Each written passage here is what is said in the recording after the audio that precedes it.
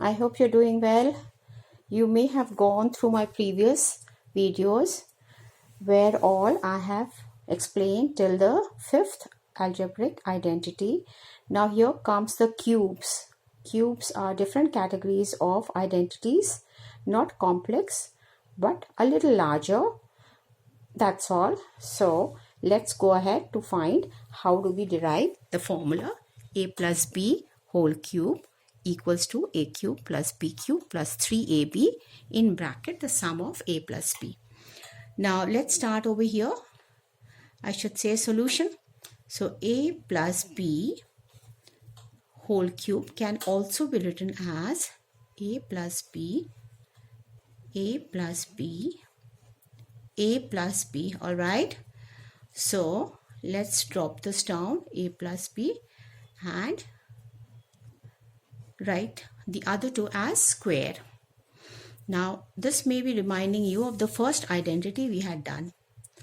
So after we write this, let's expand this, a square plus 2ab plus b square, right? Now we need to multiply a with a square is equal to a cube. Then similarly we go on multiplying a with 2ab is equal to 2a square b. Now a with b square is equal to ab square plus b with a square is equal to a square b.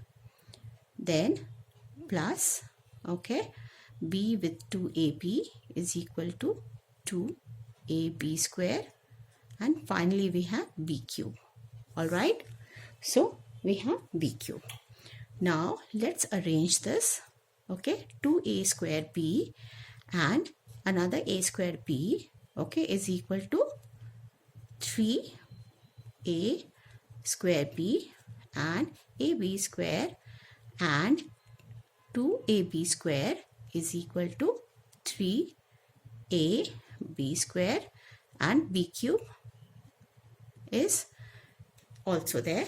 So this is supposed to be the formula a plus b whole cube, but there are people who simplify it further for their own understanding. So let's bring a cube plus b cube on one side and 3a square b plus 3ab square. Okay, so here we have a cube plus b cube plus 3ab. 3ab is common to both these terms. So what is left of here is a and what is left of here is b. So this is one way of doing it. Usually in simplification we use this, okay, this one, whereas when we are evaluating it's much easier to deal in this manner. All right, so I hope you've understood, and then we can utilize this in some problems in my next video. So if there is still any query, you're free to ask me in the comment section. I shall answer them definitely. Okay, so bye bye kids, have a nice time.